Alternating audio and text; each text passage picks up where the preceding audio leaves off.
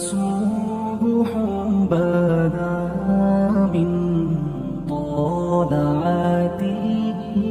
حضرت عمر فاروق رضی اللہ تعالیٰ عنہ رات کا وقت ہے، چہرے پہ نقاب ڈال کے گلی میں گھوم رہے تھے. میں بھی گلی میں نکلتا ہوں، آپ بھی نکلتے ہیں، لیکن مقصود یہ ہے کہ ذرا پتہ کریں باہر کی ہوا کیسی ہے. مقصود یہ ہے کہ پتہ کریں کہ آج برگر کس دکان کا اچھا ہے، معلومات کریں کہ محلے کی سیاست کس رخ جا رہی ہے.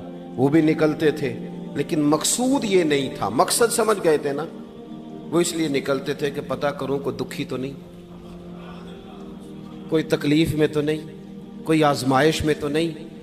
دیکھیں نا، کام وہی ہے، میں بھی کرتا ہوں، آپ بھی کرتے ہیں، ساری دنیا کرتی، لیکن وہ ایکم احسن عملا، کردار کس کا ستھرا ہے، ذہن کس کا اونچا ہے، ذوق کس کا بڑا ہے. زندگی وہ بھی بتا گئے، ہم بھی گزار رہے ہیں، لیکن وہی کمزور باتیں اور وہی روایتی گفتگو اور وہی لب و لہجہ اور وہی دنیا داری کے مخصوص سی ہماری گفتگو، فلاں کیا کر رہا ہے، کہاں پہنچ گیا. اگر پیسے کسی نے نہیں کمائے تو کہاں نکھٹو ہے تب نہیں کمائے، اور اگر زیادہ کما لیا تو کہنے لگے ایک نمبر طریقے سے تو نہیں کمائے جا سکتے، یہ کوئی غلط رستہ اختیار گفتگو ہے بس، نشستن گفتن برخاستن. تو اعلیٰ کام، اعلیٰ کردار ان لوگوں. حضرت عمر گزر رہے تھے تو غلام ساتھ تھا. ایک شخص کو دیکھا کہ مدینے کے باہر خیمہ لگایا ہوا ہے. بھئی خیریت ہے، یہاں خیمہ کو لگایا؟ کہنے لگا امیر المومنین سے ملنے آیا ہوں، رات ہو گئی تھی تو سوچا یہیں قیام کر لیتا ہوں، صبح ان سے ملوں گا. تو فرمایا اندر کسی کے درد سے کراہنے کی آواز آتی ہے. کہنے لگا میری بیوی ہے اور بچے کی ولادت کا وقت آ گیا، تکلیف میں. حضرت عمر دوڑے گھر گئے، اپنی اہلیہ سے کہنے لگے نیکی کمانے کا ارادہ ہے؟ اس نے کہا ہے. مقصد سمجھ گئے تھے نا وہ لوگ. بالکل ہے. فرمایا جو ضرورت کی چیزیں ولادت کے وقت ہوتی ہیں لے لے. کچھ گھی لے لیا، کچھ چنے لے لیے، کچھ ضرورت کی چیزیں لے لی، خاتون کو ساتھ لیا. یہ خاتون اول کی بات کر رہا ہوں میں خاتون اول کی بات کر رہا ہوں. حضرت فاروق اعظم رضی اللہ تعالیٰ عنہ امیر المومنین ہیں. حضرت عمر نے اپنی اہلیہ کو ساتھ لیا، جہاں وہ شخص تھا وہاں آئے. اہلیہ نے حضرت عمر کے ذمہ کام لگایا، آگ جلا لیں، یہ تیل لے لیں، فلاں فلاں چیز گھی میں ڈال لیں، بنانی شروع کر دیں. فاروق اعظم نے ہاتھ کے اندر پکڑا ہوا برتن، چمچہ، ڈوئی بھی آخ لی دے، پنجابی ہے نا ہم، تو وہ کام کر رہے ہیں، چلا رہے ہیں، آگ جلا رہے ہیں. خاتون اندر ڈیوٹی کر رہی. تو وہ شخص جو تھا نا جس کی بیوی تھی، وہ کہتا ہے میں 2-3 دفعہ کا غلام ادھر آ، فلانی چیز بتا. میرے ذہن میں یہ تھا کہ امیر المومنین نے کو بندہ کھڑا کیا آنے جانے والے مسافروں کا خیال کرے. میرے ذہن 2-4 دفعہ میں نے اپنے لفظوں میں بات بھی کہہ دی، لیکن جب اندر میرے بچے کی ولادت ہوئی تو اندر سے میری بیوی بولی اور حضرت عمر کی اہلیہ بولی اور بول کے کہنے لگی امیر المومنین مبارک ہو، آپ کے دوست کو رب نے بیٹا دیا ہے. وہ شخص کہتا ہے میں باہر کھڑا تھا، وجود تڑپ گیا، آنکھیں برس پڑی. کبھی نہیں رویا تھا پر کیفیت عجیب بن گئی. کوئی تقریر نہیں سنائی، کوئی اعلیٰ شعر نہیں انہوں نے پڑھا. میں نے جوں لے کر ان کے سر سے پاؤں تک دیکھا. میں نے کہا یہ وہی شخص ہے جس کا نام لے تو کیسر و کسرا کانپ جاتے ہیں، یہ وہی شخص ہے. میں نے جمعے میں کہا تھا کہ روب کپڑوں کا نہیں ہوتا، روب تو دیانتداری کا ہوتا ہے. ہاں بڑا مال کما کے لوگوں نے بنائی ہوتی ہے کار کوٹھی، تو بندے کھڑے ہو کے کہہ دیتے ہیں 2 نمبر طریقے سے آیا ہے. اور 13ویں-14ویں گریڈ کا ملازم ہو تو اس کے سامنے بہت بڑا افسر ڈر رہا ہوتا ہے یار بندہ دیانتدار ہے، یہ رشوت نہیں لیتا، سفارش نہیں مانتا، یہ میرٹ پہ کام کرتا ہے. تو روب تو آپ کی دیانتداری کا ہے، آپ کی سچائی کا ہے. اپنی زندگی میں جو لوگ مقصد سمجھ گئے، مقاصد پا گئے، کچھ کر گئے. ہم ذرا الجھ گئے ہیں. پہلے اتنا شاندار مکان بناتے ہیں، پھر مرنے کو کس کا دل چاہے. اتنی محنت کر کے جو ہے وہ کوٹھی بنائی ہے تو اب چھوڑ کے کون جائے. وہ تیار بیٹھے تھے. انہیں نبی کریم نے کہا تھا کن فی الدنیا کانک غریب نو عابر السبیل، تم نے مسافروں کی طرح رہنا ہے. او میرے بھائی، کبھی دیکھا ہے ایئرپورٹ پہ مسافر لڑتا ہو کہ میں نے یہ جگہ خریدنی ہے؟ اسے پتہ ہے کہ ابھی فلائٹ آنی ہے، میں نے تو چلے جانا ہے. ریلوے اسٹیشن پہ جو جگہ ہوتی ہے وہ خریدنے کے لیے لوگ رٹا نہیں ڈالتے، انہیں پتہ ہے پہلی ٹرین سے چلے جانا ہے، बस स्टॉप पे झगड़े नहीं होते कि ये कुर्सी मेरी है, जाना जो है मिट्टी दें ते मिट्टी रहना ही, ਐਵੇਂ ਕਾਦੀ ਬੱਲੇ ਬੱਲੇ, ਅੱਜ ਮਿੱਟੀ ਦੇ ਉੱਤੇ ਬੰਦਿਆ ਤੇ ਕੱਲ मिट्टी दे थल्ले। इतना ज़्यादा मकसद नहीं ना जब समझते तो बेचैन है, बेकरार। बाद लोगों ने इतने पैसे जमा कर लिए कि इतने खा नहीं सकते, इतनी ज़रूरत नहीं, लेकिन इसके बावजूद है कि वो दौड़ ख़त्म होने का नाम ही नहीं ले रही। हज़रत सिद्दीक़ अकबर रज़ी अल्लाह ताला अन्हु अमीरुल मोमिनीन है। बादशाहों के बड़े बात होती है, हमारे मुल्क में ऐसे भी बादशाह गुजरे हैं कि जो सफ़र पे जाते थे तो खानसा में भी ले जाते थे, बावर्चियों को भी लेके जाते थे कि खाना मेरी मर्जी का होना चाहिए। हज़रत अबू बकर सिद्दीक ने पानी मांगा, अमीरुल मोमिनीन, तो सहाबा ने ना शहद मिला पानी पेश किया। कोई इतनी लंबी बात तो नहीं, लेकिन सिद्दीक अकबर रो ही पड़े, और इतना रोए कि हिजकियां बन गई। लोग कहते हैं पता नहीं था किस बात पे रो रहे हैं, पर हम भी रो पड़े। हुजूर आप क्यों रोते हैं? तो आप फरमाने लगे, यार मुझे आसानियों में मुब्तला करने लगे हो, मुझे इन दुनिया की लज्जात में उलझाने लगे हो। मैं हुजूर की बारगाह में बैठा था तो अल्लाह के रसूल फरमा रहे थे, पीछे हट जा, पीछे हट जा, पीछे हट जा। मैंने पूछा, हुजूर आप किसको कह रहे हैं? तो हुजूर फरमाने लगे, दुनिया मेरे पास आई थी, वो करीब करना चाहती थी मुझे, तो मैंने उसे कहा पीछे हट जा, मेरे नेड़े ना आना, दूर हट जा। तो हट तो गई है, पर जाती दफ़ा कह गई है, सोनिया आप तो बच गए हैं, पर आपके बाद वाले कैसे बचेंगे? तो मुझे सीने से लगा ले, गले से लगा ले।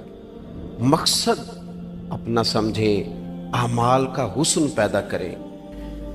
अगर इंसान का मकसूद माल कमाना है तो अगर माल मिल गया तो उसके बाद फिर क्या करेगा? किसी ने तय कर लिया था कि बहुत बड़ी गाड़ी और बहुत बड़ा बंगला मुझे चाहिए, तो वो बंगला उसे मिल गया, गाड़ी आ गई। अब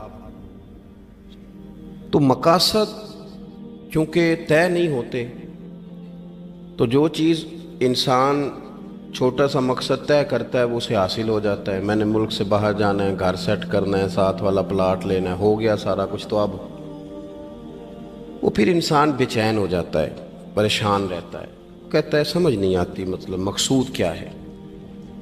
अल्लाह तबारक व तआला ने तो एक तिनका बेमकसद पैदा नहीं किया, इतना सोना इंसान कैसे बेमकसद पैदा कर दे? तो रब करीम ने हमें बताया कि मकसद तो तुम्हारा है, मकसद है अल्लज़ी खलक़ल मौता वल हयाता लियब्लुवकुम अय्युकुम अहसनु अमला। उसने मौत और हयात इसलिए पैदा की है ताकि पता चले तुम में अच्छे अमल कौन करता है, तुम किस कदर ज़्यादा अपने रब की इबादत करते हो, किस कदर ज़्यादा उसने अखलाक का मुजाहरा करते हो, किस कदर ज़्यादा लोगों की खिदमत करते हो, किस कदर ज़्यादा तुम दीन की तबलीग में, इशात में, अबलाग में, तरवीज में किरदार अदा करते हो। बामकसद तुम्हें बनाया, बामकसद अच्छा तरीन अमल तुम में से कौन करता है। इसलिए मौत और हयात पैदा की थी कि तुमने सुथरे से सुथरे अमाल, बेहतर से बेहतर किरदार, आला से आला तुम्हारा अंदाज़े ज़िंदगी। देखें, हमने लोगों के साथ मिल के रहना होता है, बहुत सारी चीज़ें ऐसी होती हैं कि जो तकलीफ़ का सामान बनती हैं। अब इन्हीं लोगों के साथ अल्लाह ने हमें मिल के रहने का हुक्म दिया, इनके हुकूक अदा करने का हुक्म दिया, तो साथ साथ ना दरगुजर का भी कहा, माफ़ी का भी कहा। जब इंसान माफ़ी कर देने वाला हो जाता है, दरगुजर वाला हो जाता है, तो फिर वो बड़ा हो जाता है, बड़े दिल वाला हो जाता है, बड़े हौसले वाला हो जाता है, बड़े ज़रब वाला हो जाता है, उसकी ज़िंदगी हसीन होती। तो यहाँ आए थे कुछ काम करने, वो जो हमने मकसूद बनाए थे ना, मतलब अच्छे कपड़े, अच्छी दुनियादारी, अच्छी गाड़ी, अच्छा मोबाइल सेट, वो चूँकि मकसूद नहीं था तो उन चीज़ों के हुसूल के बावजूद भी लोग परेशान हैं। मकसूद ये था कि बेहतरीन अमल, सोना अमल, आला तरीन अमल मेरे रसूल पाक सल्लल्लाहु अलैहि वसल्लम के ग़ुलामों ने ना वो अमल करके दिखाया। आला तरीन मिजाज रखते थे और आला तरीन खिदमत, यानी लोग उनका किरदार देख के ना, किरदार और अमल देख के, हम तो लंबी तकरीरें करते हैं, बातें करते हैं, बड़ा कुछ बताना पड़ता है, लेकिन वो बस थोड़ा सा ना लोग उनके पास उठते बैठते थे, आते जाते। इतनी दौड़ है कि आगे बढ़ के और लेना है, और लेना है, हाल में मजीद का रट्टा, वो समझ गए हम ना अड़े हुए हैं। بہت سارے لوگ ایسے ہیں جنہیں صحیح بات کا پتہ چل گیا ہے، وہ فیصلہ کرنے میں دیر کر رہے ہیں۔ انہیں سمجھ آ گئی ہے کہ بہتر یہی ہے کہ میں وقت پہ مسجد آیا کروں، انہیں سمجھ آ گئی ہے بہتر یہ ہے کہ سویرے اٹھ کے نا واٹس ایپ بعد میں دیکھوں، پہلے قرآن پاک کی زیارت کر لیا کروں۔ سمجھ انہیں ہے، سمجھ ہے کہ باتیں زیادہ کرنے سے بہتر ہے درود و سلام زیادہ پڑھا جائے، پتہ انہیں ہے، وہ فیصلہ ہی نہیں کر رہے، ارادہ نہیں بنا رہے، توجہ نہیں کر رہے۔ جب بہت زیادہ بندہ دنیا داری میں الجھ جاتا ہے نا، بہت زیادہ، آسانیاں تو بندے کو جینے نہیں دیتی۔ پہلے انسان کہتا ہے کہ موٹر سائیکل ہو جائے نا تو چلو سفر آسان ہوگا، پھر موٹر سائیکل کہتا ہے ٹائر 2 ہیں، 4 ٹائروں والی ہونا، چلو مہران ہی ہو جائے خیر ہے، لیکن مہران میں بیٹھتے ہی اسے خیال آتا ہے کہ اس کی تو سیٹیں تنگ ہیں، پھر اس سے بڑی گاڑی چاہیے۔ یہ روز دوڑ ہے، بانج فقیروں کسے نہیں ماریا، اے ہوئی چور اندر دا، یہ دوڑ ہے، یہ ختم۔ حضرت ابوبکر صدیق رضی اللہ تعالیٰ عنہ امیر تھے، ہمیں تو نا جی ایک سے ایک کھانا، اور آج یہ نہیں کھانا، آج میری مرضی کا کھانا، یہ میری مرضی کا، یہ میرے بچے کی مرضی کا، یہ فلانے کی مرضی کا، وہ خواہشات کا انبار۔ اور نفس بچے کی طرح ہوتا ہے، خواہش پوری کرو تو فوراً ہی دوسری بھی بتا دیتا ہے، دوسری پوری کرو تو تیسری کی بھی خبر دے دیتا ہے۔ ہم نا چونکہ الجھ جاتے ہیں، پھر وہ الجھاؤ ہمیں باہر نہیں نکلنے دیتا۔ اگر تھوڑا تھوڑا کر کے، میرا مطلب یہ ہے کہ زندہ رہنے کے لیے روٹی کھانی ہے نا، مثلا روٹی کا لطف کتنی دیر ہوتا ہے، جتنی دیر منہ میں چباتے ہیں، اس کے بعد ختم۔ تو کپڑا تو پہننا تھا بدن چھپانے کے لیے، اس میں وہ کدھر سے آ گئی ساری کہانیاں جو آج بن گئیں۔ اور اتنے میں نے عجیب و غریب نظام دیکھا ہے کہ نوجوان ہے، اچھا بھلا سیانا آدمی، کپڑے اس نے تازے سلوائے ہیں، اور 99 لوگوں نے کہا ہے صحیح لگ رہا ہے، تو صرف ایک نے کہا ہے نہیں ٹھیک لگ رہا، وہ پریشان ہو جاتا ہے، کہتا ہے اس کا کچھ کروں۔ کیوں؟ اس لیے کہ یہی سارا مقصود سمجھ لیا ہے، کپڑے پہننا، اسی میں الجھ جانا۔ میں اکثر دوستوں سے کہتا ہوں، میں خود کسی دوسرے کی بات نہیں کرتا، بہت زیادہ عمر نہیں میری، میں خود جایا کرتا تھا، شادی کوئی آ گئی تو 2-3 دن پہلے ابا جی کہتے تھے پرانے جوتے کچھ گنڈوا لا، کچھ پالش کرا لا، توڑے میں ڈال کے جانا موچی کے پاس، اس نے کچھ سیٹ کر دینے۔ اب کہاں رہ گیا جی یہ کام، چھٹی نہیں ہو گئی، اب کون سا ایسا سلسلہ ہے؟ وہ جو کہیں سے کپڑا تھوڑا پھٹ جاتا تھا نا، تو اماں اس کو اس طرح پیوند کراتی تھی کہ ڈیزائن بھی بن جاتا تھا اور کام بھی چل جاتا۔ کدھر گیا وہ دور؟ لیکن تکلیف دیکھ لیں آج پہلے سے زیادہ ہے، لڑائی پہلے سے زیادہ ہے، آزمائش پہلے سے زیادہ ہے۔ کیوں؟ جتنی بھی خواہشات آپ بڑھاتے جائیں گے نا، مقصد فوت ہوتا جائے گا۔ جتنی بھی مقصود سفر کرنا ہے، گاڑی دکھانا تو مقصود نہیں نا، لیکن ہمیں وہ والی گاڑی چاہیے کہ لوگ ایک دفعہ انگلی منہ میں ڈالیں کہ وہ اس گاڑی پہ بیٹھا ہوا ہے۔ ہم مقصد سے پیچھے ہٹیں گے جب پھر تکلیف میں آئیں گے، پھر آزمائش۔ زندگی میں ہم نے جو چیزیں مینج کی ہیں وہ ساری دوسروں کے لیے، ہمارے لیے کوئی شے بھی نہیں۔ ولیمے پہ گئے تاکہ برادری راضی ہو جائے، تعزیت کے لیے گئے تاکہ محلہ راضی ہو جائے، فلانا کام کیا تاکہ لوگ جو ہیں وہ میرے حق میں ہو جائیں۔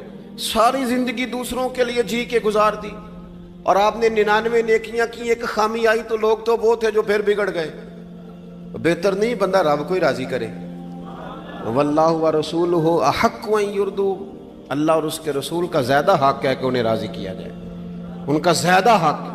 اپنی زندگی میں معاملات کو ترتیب دیں، ایک مخصوص ذہن بنائیں، اتنا سویرے قرآن شریف پڑھنا ہے، اتنا درود پاک، اور یہ راز ہو ہمارا اور ہمارے رب کا، یہ راز ہو، اتنی دیر مصلی پہ بیٹھنا ہے۔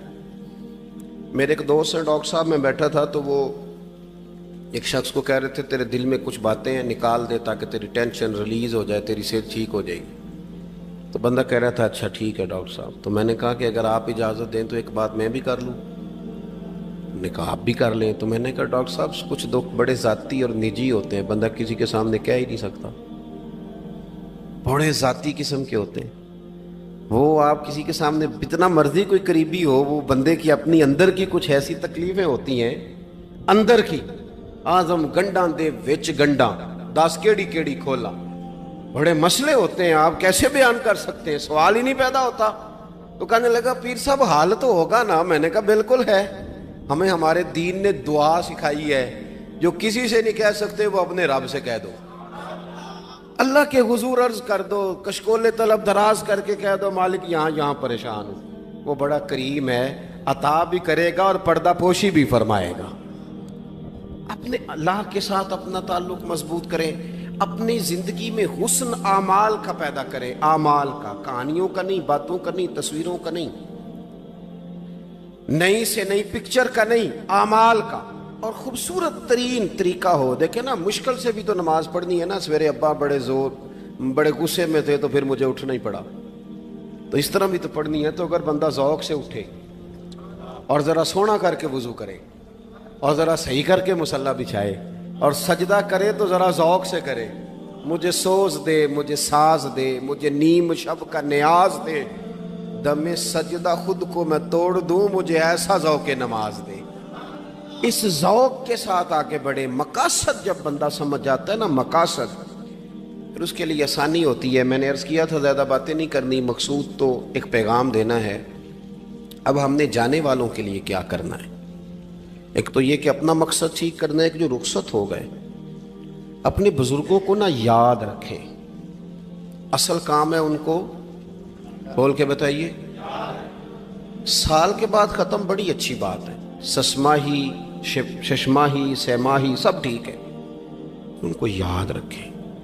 حضور نہ یاد رکھتے تھے، اپنی والدہ کا ذکر کرتے تھے، اپنے والد کی بات کرتے تھے، اپنے دادا کا ذکر کرتے تھے، اپنے جانے سیدہ خدیجہ الکبریٰ رضی اللہ تعالیٰ عنہ وصال کر گئیں تو حضرت عائشہ کہتی ہیں حضور اکثر گھر میں ان کا ذکر کرتے تھے۔ اپنے بزرگوں کو یاد رکھیں، ان کا ذکر کریں، ان کو نا، والد کے لیے نا والد ہونا شرط ہے، پی ایچ ڈی ہونا شرط نہیں۔ والد کے لیے والد ہونا شرط ہے، مفتی ہونا شرط۔ والد ان پڑھ بھی ہو تو بچے کو سمجھانے کا سلیقہ سے اللہ اسے عطا کاری دیتا ہے۔ ماں بالکل ان پڑھ بھی ہو تو بچوں کو سمجھانے کا طریقہ اللہ اسے، ان سے سیکھیں۔ میرے والدہ اور والدہ دونوں اپنا نام نہیں لکھ سکتے تھے، تو میں اپنے دوستوں سے کہتا ہوں مجھے کبھی موقع ملے تو میں کئی جلدوں میں کتاب لکھ سکتا ہوں اپنے ماں باپ، اس لیے کہ وہ جو ہمیں سکھا گئے، جو بتا گئے، وہ انہی کا خاصہ تھا۔ تو اپنے ایک تو جانے والوں کو یاد رکھیں، دوسرا ان کے لیے دعا کریں تو درد سے کریں، سونی کر کے کریں، صحیح کر کے کریں، اکیلے بیٹھ کے کریں۔ دعا کا سب سے زیادہ تعلق آپ کے دل کی آواز کے ساتھ ہوتا ہے، اور جس طرز میں حضور نے ہمیں حدیث سکھائی ہے نا، اس رنگ میں کبھی آپ حدیث کو سیکھیں، سمجھیں نا۔ حضور فرماتے ہیں جس طرح دریا میں ڈوبنے والا سہارا تلاش کرتا، دریا میں اسے کتنی کو جلدی ہوتی ہے، غوطے لگ رہے ہوتے ہیں، وہ اس طرح کا نہیں ہوتا کہ میں عصر کی نماز کے بعد پھر آؤں گا تجھے نکالنے، اس طرح تو نہیں نہ ہوتا۔ دریا میں ڈوبنے والا جس طرح کشتی سہارا تلاش کرتا ہے، حضور فرماتے ہیں اس طرح قبر میں جانے والا دعاؤں کا انتظار کرتا ہے۔ آپ نے دیر کر دی دعا مانگنے میں، ختم دلانے میں دیر کر دی، کت صبح و شام ہمہ وقت دعا۔ ابھی آپ آیتیں سن رہے تھے سورہ ابراہیم کی، اللہ نے نماز میں رکھ دی، ربنا اغفر لی وَلِوَالِدَيَّ وَلِلْمُؤْمِنِينَ يَوْمَ يَقُومُ الْحِسَابِ۔ ایک تو انہیں یاد رکھیں، خوب دعا کریں، اور دوسرا کوشش کریں کہ وہ جو نیکیاں کرتے تھے وہ نیکیاں بھی جاری رہیں، جن لوگوں سے ان کا اچھا تعلق تھا وہ تعلق بھی قائم رہے۔ یہ بھی کوشش کریں کہ ان کے لیے صدقات و خیرات کریں، اور قیمتی صدقہ دیں۔ قیمتی، میں بات ختم کرنے لگا ہوں، بس قیمتی صدقہ دیں، قیمتی۔ 15 تولے سونا گھر میں پڑا ہوتا ہے، قیمتی ہوتا ہے نا۔ کبھی کسی نے چوک میں بتایا کہ آج 15 تولے سونا میرے گھر میں پڑا ہے؟ بولو نا، لگتا ہے تو سنداز چھڑنا ہے۔ اگر گھر میں 50 لاکھ روپے کیش پڑا ہو تو چوک میں گلی میں آ کے آپ بات کریں کہ گھر میں پیسے پڑے ہیں، کیوں؟ کہ وہ قیمتی ہیں، کوئی لے نہ لے۔ تو یہ جو 5000 مسجد دیکھ کے سارے محلے کو بتاتے ہو، یہ بھی صدقہ تھا، یہ بڑا قیمتی چیز تھی، یہ بتانے والا نہیں تھا، یہ تو نیکی تو قیمتی تھی۔ قیمتی چیز جو ہوتی ہے وہ تو چھپائی جاتی ہے کہ بتائی جاتی ہے۔ یہ جو بیٹیاں ہیں نا اسلام کی، مائیں بہنیں، یہ قیمتی ہیں، اس لیے اسلام انہیں کہتا ہے تم گلیوں اور چوکوں میں آنے والی نہیں، قیمتی چیزیں گھر کے اندر رہا کرتی ہیں۔ تم قیمتی چیزیں ہو، تمہارا وجود قیمتی ہے، تم کبھی ماں ہو، کبھی بیٹی ہو، کبھی بہن ہو، کبھی بیوی ہو، قیمتی ہو، اس لیے تمہیں اسلام کہتا ہے کہ گھر کے اندر رہو گی تو تمہاری قیمت رہے گی. کچھ چیزیں ایسی ہیں جو چوکوں میں گلیوں میں پھیل جائے تو ان کی قیمت نہیں رہتی. اس لیے تمہیں کہا جاتا ہے کہ گھر میں رہو. یہ جو تمہیں چوکوں میں لاتے ہیں یہ تمہیں بے وقت کرنا چاہتے ہیں, بے قیمت کرنا چاہتے ہیں. انسان تھوڑی دیر کے لیے, اگر تھوڑی دیر کے لیے غور کرے تو بڑے بڑے جانور انسان سے بڑے طاقتور ہیں, لیکن اللہ نے ان کی نکیل انسان کے ہاتھ میں تھما دی. اتنا بڑا جہاز ہے, ٹنوں وزن لے کے چل رہا ہے, انسان کے بس کی بات نہیں کہ وہ کئی لوگ لگ کے بھی اس کو اٹھا سکیں, لیکن اللہ نے اس کے قبضہ و اختیار میں کر دیا ہے. فرمایا هو الذی خلق لکم ما فی الارض جمیعا, زمین میں جو کچھ ہے سارا تیرے لیے بنایا ہے, آسمان میں جو ہے سارا تیرے لیے بنایا ہے.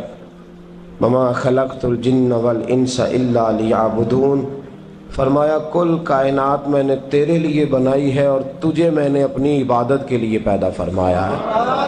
تو جنوں اور انسانوں کو اللہ نے اپنی عبادت کے لیے تخلیق فرمایا.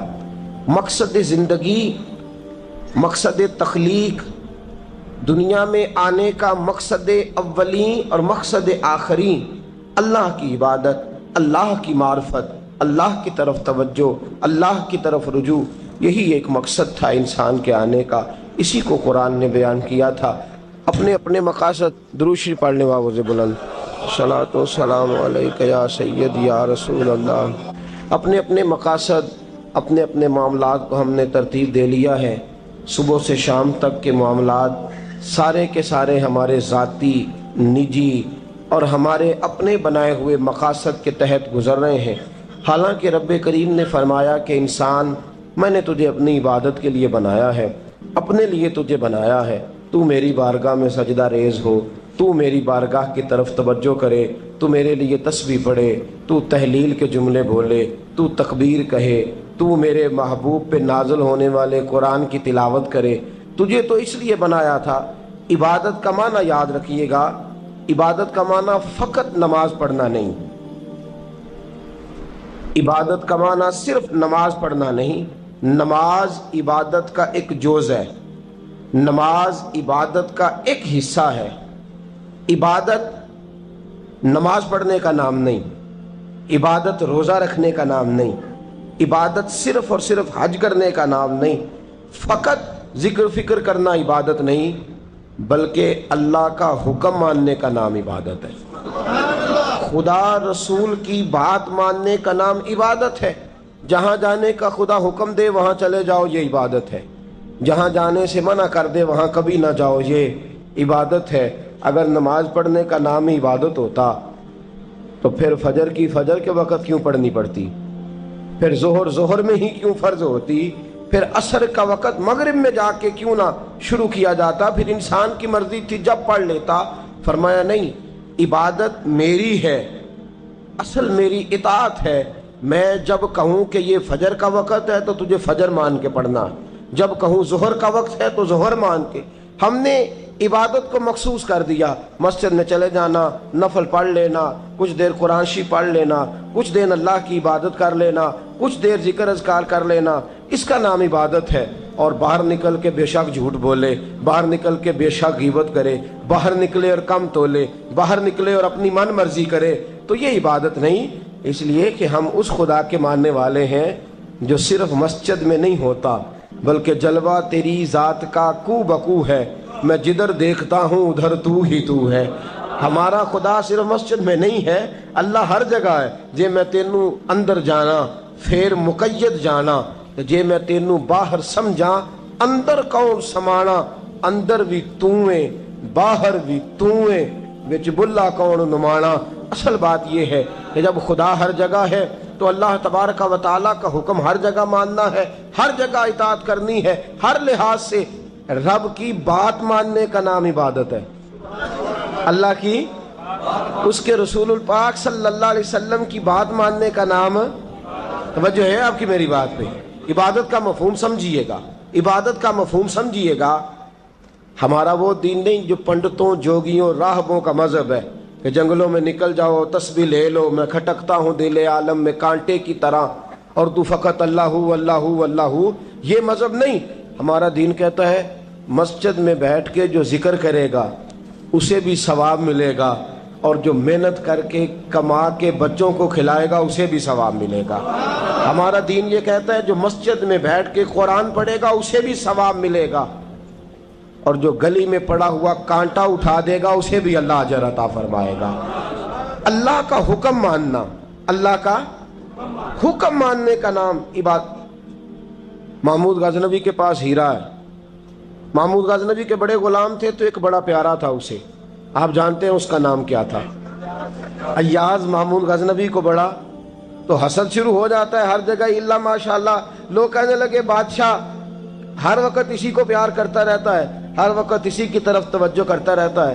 بادشاہ نے ایک دن آزمانا چاہا، اتنا ہیرا تھا، موٹا ہیرا بادشاہ کے پاس۔ بادشاہ نے ایک وزیر صاحب کو بلایا، کہا یہ اینٹ پکڑو، ہیرے پہ مارو، اسے توڑ دو۔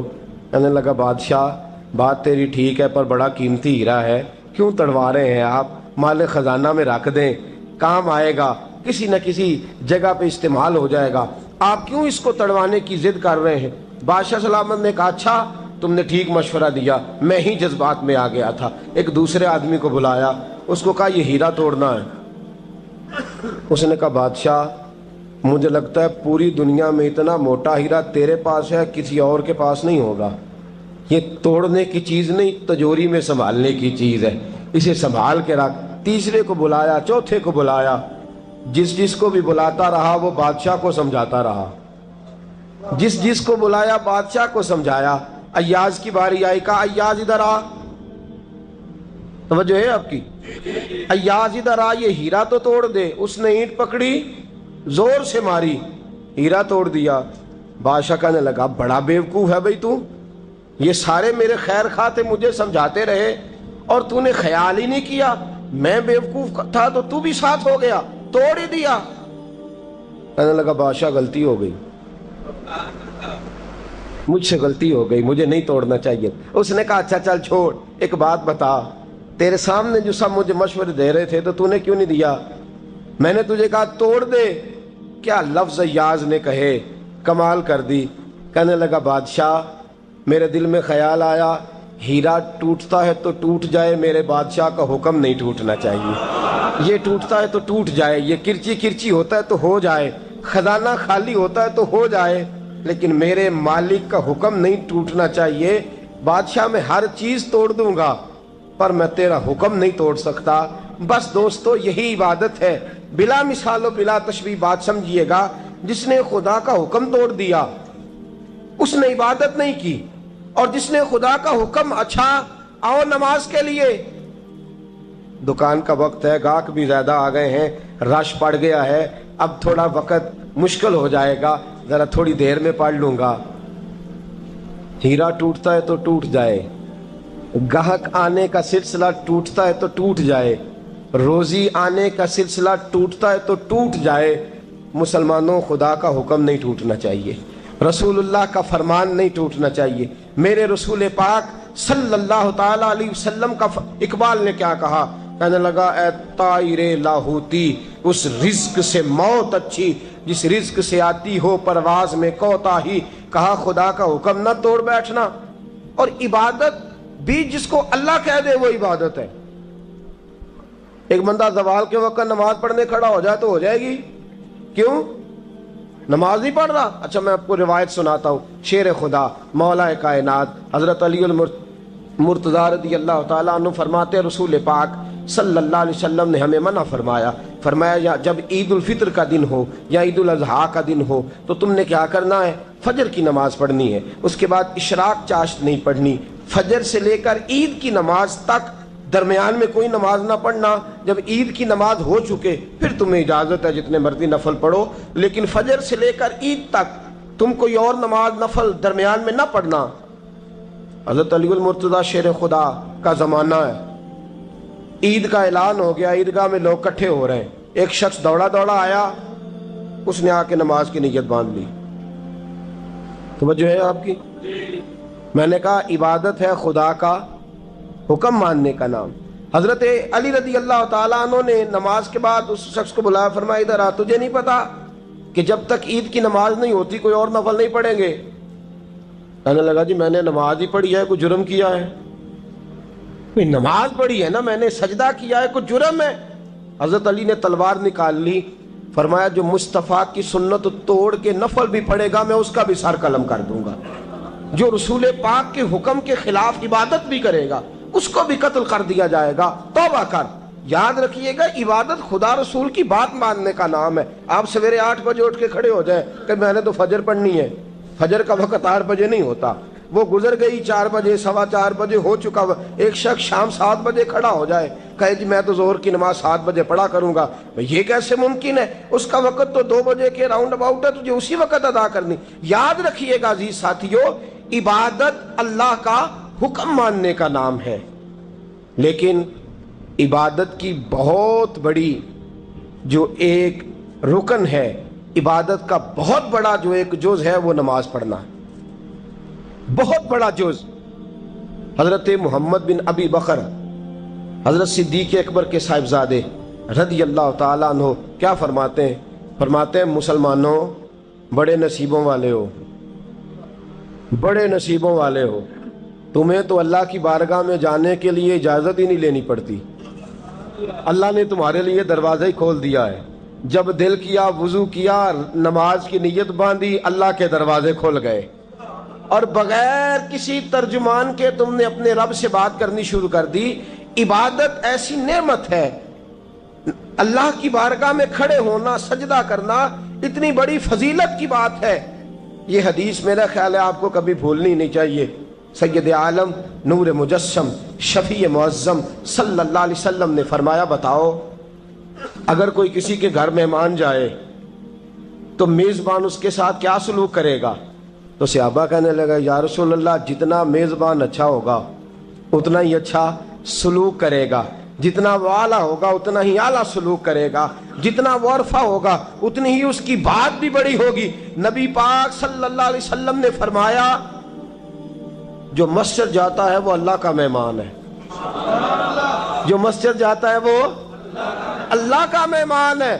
فرمایا میزبان کے ذمے ہے کہ مہمان کے اوپر رحمت کرے، کرم کرے۔ فرمایا جب تو مسجد جاتا ہے تو خدا بھی رحمتوں کے دروازے کھول دیتا ہے، اللہ تیرے لیے فضل کے دروازے کھول دیتا ہے۔ نبی پاک صلی اللہ تعالی علیہ وسلم نے فرمایا جب تو اپنے گھر سے مسجد جانے کے لیے ابھی نکلتا ہے، ابھی تو گیا نہیں، ابھی تو نکلا ہے، فرمایا تو نے سیدھا پیر اٹھایا ہے تو تیرا ایک درجہ بلند ہو گیا ہے، تو نے الٹا قدم اٹھایا ہے تو تیرا ایک گناہ معاف ہو گیا ہے، پھر تو نے سیدھا قدم اٹھایا ہے تو تیرا ایک درجہ بلند ہو گیا۔ اپنی اپنی طبیعت ہے نا۔ حضور نے حدیث سنائی، حضرت سیدنا اسید بن حضیر رضی اللہ تعالیٰ عنہ دیہاتی آدمی تھے، مسجد نبوی سے دور گھر تھا، مسجد آنے جانے کے لیے گدھا رکھا ہوا تھا، گدھے پہ بیٹھ کے مسجد آتے تھے، نماز پڑھ کے اسی پہ بیٹھ کے لوٹ جاتے تھے۔ جس دن حضور نے فرمایا نا ایک قدم پہ ایک گناہ معاف ہوتا ہے، ایک قدم پہ ایک نیکی ملتی ہے، گدھا گھاری چھوڑا ہے۔ صحابہ کہنے لگے یار دور کا تیرا سفر ہے، تم آرام سے گدھے پہ آ جا۔ کہنے لگے کیوں؟ میں کیوں گدھے پہ آؤں؟ میں تو روز پیدل آؤں گا، تم سب کے تھوڑے تھوڑے گناہ معاف ہوں گے، تھوڑے تھوڑے درجے بلند ہوں گے، میں نے چونکہ دور سے آنا ہے اللہ میرے زیادہ گناہ معاف فرمائے گا، میرے زیادہ درجے بلند فرمائے گا، میرے اوپر زیادہ کرم نوازی فرمائے گا۔ جو مسجد کی طرف چل کے آیا ایک ایک قدم پر اللہ اس کے درجے بلند کرے گا، ایک ایک قدم پہ اللہ اس کے گناہ معاف کرے گا۔ نبی پاک صلی اللہ تعالی وسلم کی اپنی سنت کیا ہے؟ حضرت زید بن ثابت رضی اللہ تعالیٰ عنہ فرماتے ہیں میں ایک دن حضور کے ساتھ مسجد کی طرف نکلا، جب ہم جانے لگے نا تو جو رسول پاک کا انداز تھا نا چلنے کا وہ بڑا پیارا ہوتا تھا، دھیما سا چلتے تھے، نظر مبارک جھکی رہتی تھی۔ سید عالم صلی اللہ علیہ وسلم کی ادائیں ایسی حسین تھیں، تیری سیرت تیری صورت زمانے سے نرالی ہے، تیری ہر ایک ادا پیارے ادائے بے مثالی ہے۔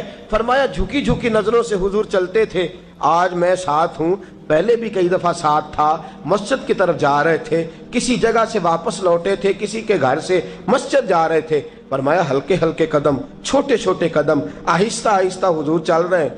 فرماتے ہیں میرے دل میں بار بار خیال آتا کہ یہ حضور کا چلنے کا وہ انداز نہیں جس انداز میں حضور چلتے ہیں، چلتے پہلے بھی دھیما ہے، چلتے پہلے بھی بڑا پروقار ہے، لیکن آج کچھ زیادہ ہی آہستہ چل رہے ہیں، آج قدموں میں زیادہ ہی ٹھہراؤ آ گیا ہے۔ فرماتے میں بے چین تھا، میرے دل میں تصور تھا، جرت نہیں کرتا تھا پوچھ لوں، اے پائے نظر ہوش میں آ یہ کوہ نبی ہے، آنکھوں سے بھی چلنا یہاں بے ادبی ہے۔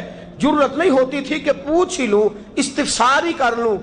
فرماتے مسجد کا دروازہ آیا، کمال یہ تھا کہ آگے آگے حضور تھے، پیچھے پیچھے میں تھا۔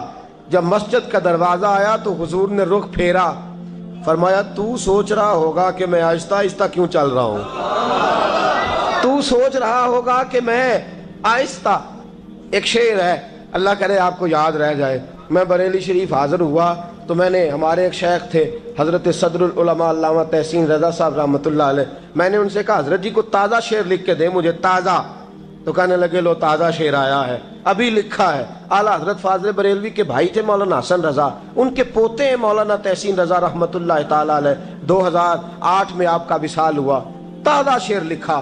کہنے لگے علم غیب رسول کے منکر اس حقیقت کو بھول جاتے ہیں۔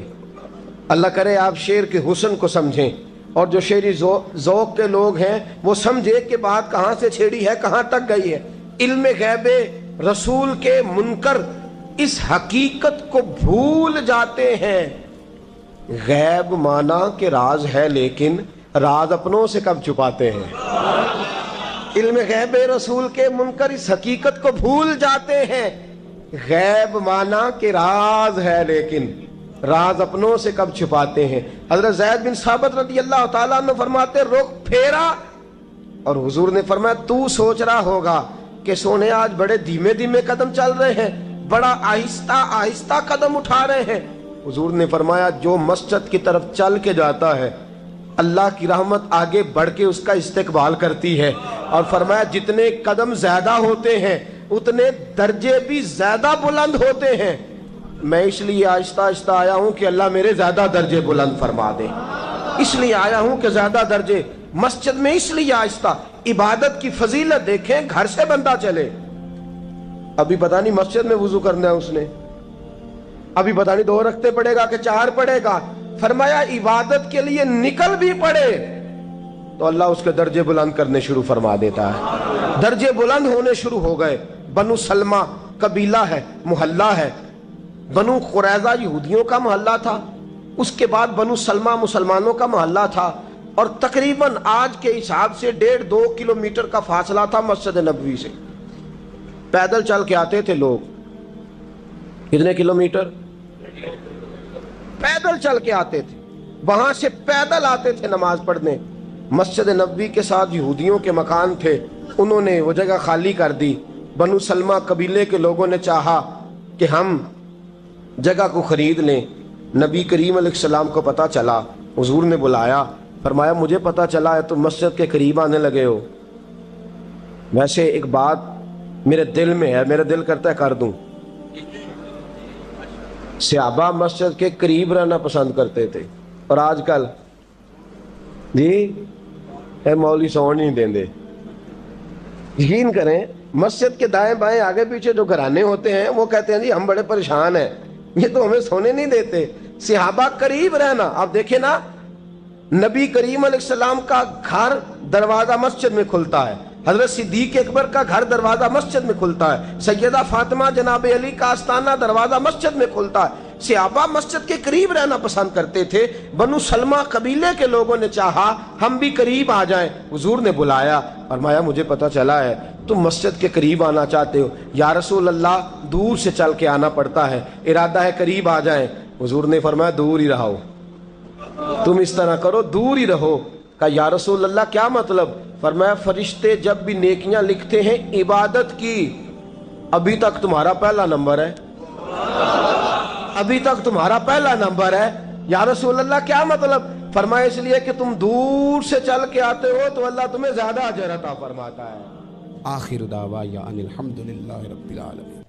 اللهم صل على سيدنا ومولانا محمد۔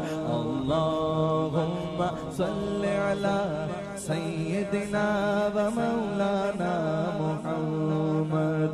اللہ کے شیر ہے در کرار پر درود.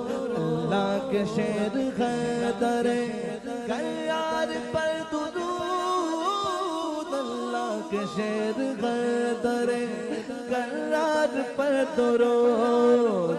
حضرت حسن حسین کے کردار پر درود. اللہم صلی علی سیدنا و مولانا محمد وعلی سیدنا علی و سیدتنا فاطمہ و سیدتنا زینب و سیدنا حسن و سیدنا حسین وعلی آلہ وصحبہ وبارک وسلم. زینب کی بارگاہ میں زینب کی بارگاہ میں زینب کی بارگاہ میں زینب کی بارگاہ میں سلام نیاز ہے. زینب کی بارگاہ میں سلام نیاز ہے. جو مرتضیٰ کی لاڈلی زہرا کا ناز ہے. اللہم صلی علی سیدنا و مولانا محمد وعلی سیدنا علی و سیدتنا فاطمہ و سیدتنا زینب و سیدنا حسن و سیدنا حسین.